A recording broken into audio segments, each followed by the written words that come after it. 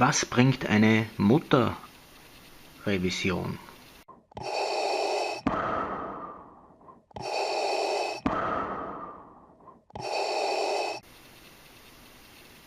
Ja, hallo Mädels und Jungs.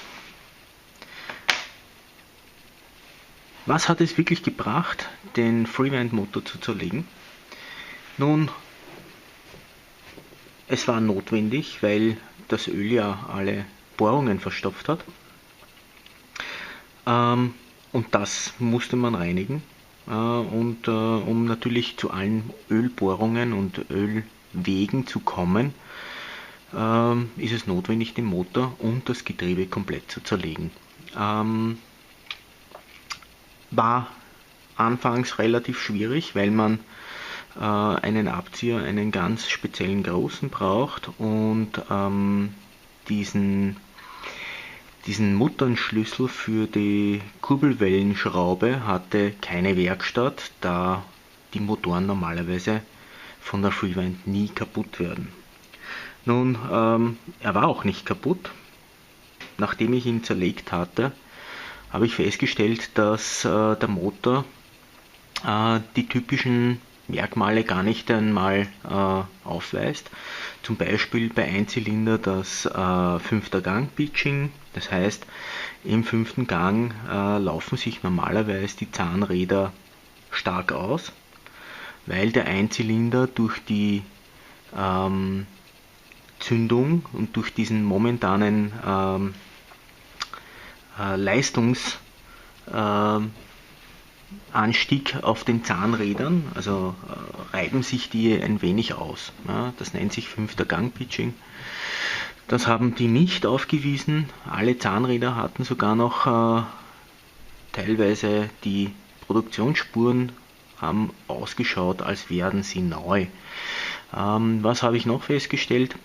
Der Zylinder hatte sogar noch Hohnspuren. Das heißt, der war nach 42.000 Kilometer wirklich optimal und ist super gelaufen. Das heißt, hier war keine irgendwelche Abnützungserscheinungen zu erkennen. Ja, was hat es wirklich gebracht? Erstens natürlich die Reinigung und überprüfen, ob irgendwelche Schwachstellen waren oder wären, wie eben 5. Gang Pitching. Der Motor war und das Getriebe war in Top-Zustand. Das einzige, was wie gesagt angestanden ist, war die Reinigung. Ja, dann kommen wir zum Punkt 2. Natürlich kann man hier eine komplette Überprüfung machen. Schaltwelle, die Schaltklauen, alle Gänge, alle Zahnräder, die Schaltwellen, Lager, Kurbelwelle, Ausgleichswelle, Zylinder, Verdichtung, Kolbenringe, Ölabstreifringe, alles was so in einem Motor verbaut ist, inklusive Kupplungsscheiben und die Stärke, kann man dann überprüfen und anhand der Service-Tabelle kann man dann schauen, unter- oder überschreiten die Maße und die Toleranzen die angegebenen Werte. Ja, das dritte ist natürlich, man kann den Motor komplett neu abdichten. Das heißt, alle Dichtungen halten nicht immer 100 oder 200.000 Kilometer. Das heißt, es kann natürlich einmal sein, dass irgendwo eine Dichtung zum undicht wird und dann fängt der Motor, das Getriebe, wo auch immer, fängt es an zu rinnen. Das heißt, Öl tritt aus oder was auch immer, irgendwelche Flüssigkeiten treten aus. Ja, das heißt, alle Dichtungen sind neu. Das heißt, das Getriebe wurde neu abgedichtet, wobei die zwei Getriebehauptschalen werden nur mit Dichtmasse zusammengefügt und dann zusammengeschraubt. Die äußeren Deckel, das heißt der Deckel für den Schwung links und der Deckel rechts für die Kupplung, da gibt es eine Papierdichtung, die aber zusätzlich noch mit ein wenig dünner Dichtmasse verbaut wurde. Ja, neue Zylinderkopfdichtung, die genauso ausgeschaut hat wie die Originale, und was noch, eine Zylinderfußdichtung, also die ist zwischen Zylinder und Getriebe, und die hat eine Besonderheit, denn die Originale ist in etwa 4 bis 5 mm dick und war aus Papier, so eine Art Kunststoffpapier. Das ist ganz eine eigenartige Masse, vielleicht auch nur hat sie sich so dargestellt durchs Pressen. Und die neue Dichtung war eine zweischichtige Metalldichtung und gerade mal etwas über 1 Millimeter dick. Und das hat den Unterschied gebracht, dass natürlich jetzt der Motor eine höhere Verdichtung hat, weil dadurch, dass der Zylinder nach unten rutscht, kann der Kolben weiter nach oben gehen Richtung Zylinderkopf. Was mich ja vorher gewundert hat, durch die dicke Dichtung konnte der Kolben eigentlich gar nicht bis ans Ende des Zylinders hinauffahren. Das heißt, er ist immer die ca. 4,5 mm unter dem Zylinderende stehen geblieben, und mit der neuen Dichtung fährt er bis ans Ende hinauf. Das heißt, so sollte es normalerweise sein.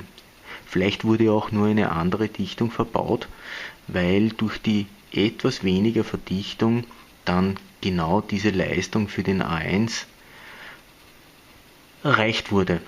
Ich kann es nicht sagen, die Ersatzdichtung, die Originale von Suzuki, ist jedenfalls um einiges dünner, dadurch höhere Verdichtung. Was muss man aufpassen, wenn man diese verbaut? Man sollte hier auf jeden Fall aufs Ventilspiel aufpassen, denn da ist nicht mehr viel Toleranz zugelassen. Natürlich habe ich die Ventile neu eingestellt, aber durch die viele Arbeit habe ich das nicht gefilmt. Ich werde es euch auf jeden Fall beim nächsten Mal zeigen. Ist eine einfache Sache, da die Freevent Kipphebeln besitzt. Und bei Kipphebeln ist es relativ einfach, man nimmt 2 Deckeln runter, löst eine 10er Schraube und stellt mit der Zange den Vierkantkopf genau auf das Maß ein, zieht den 10er Schlüssel wieder an und das war's. So ist es eigentlich. 4 Ventile hat sie. Die 4 Ventile sind relativ schnell eingestellt, wenn man nicht vorher alle Seitendeckeln und so weiter herunternehmen müsste und auch den Ölkühler, damit man besser zu den Auslassventilen kommt. Ja, das ist einmal von der Motorrevision. Es gibt natürlich noch einen Punkt, der ist zurückzuführen auf die Reinigung, natürlich, weil alles jetzt viel leichter geht und ein sehr gutes Öl drinnen ist, aber auch auf die höhere Verdichtung, nehme ich an, und zwar habe ich einen Verbrauchsrekord aufgestellt. Die Freevent hat vorher immer zwischen Touren und Start zwischen 5 und 5,5 Liter verbraucht. Wenn ich auf Korsika war, habe ich zwischen 4,3 und 4,8 Liter verbraucht, in etwa bis zu 5. Und jetzt habe ich den neuen Verbrauchsrekord mit dem neuen abgedichteten und revisierten Motor von 3,77 Liter aufgestellt, und das ist schon sehr, sehr toll. Jetzt wird der Verbrauch noch weiter beobachtet und ich schätze, er wird sich so zwischen 3,8 und 4,4 Liter, 4,5 Liter einpendeln.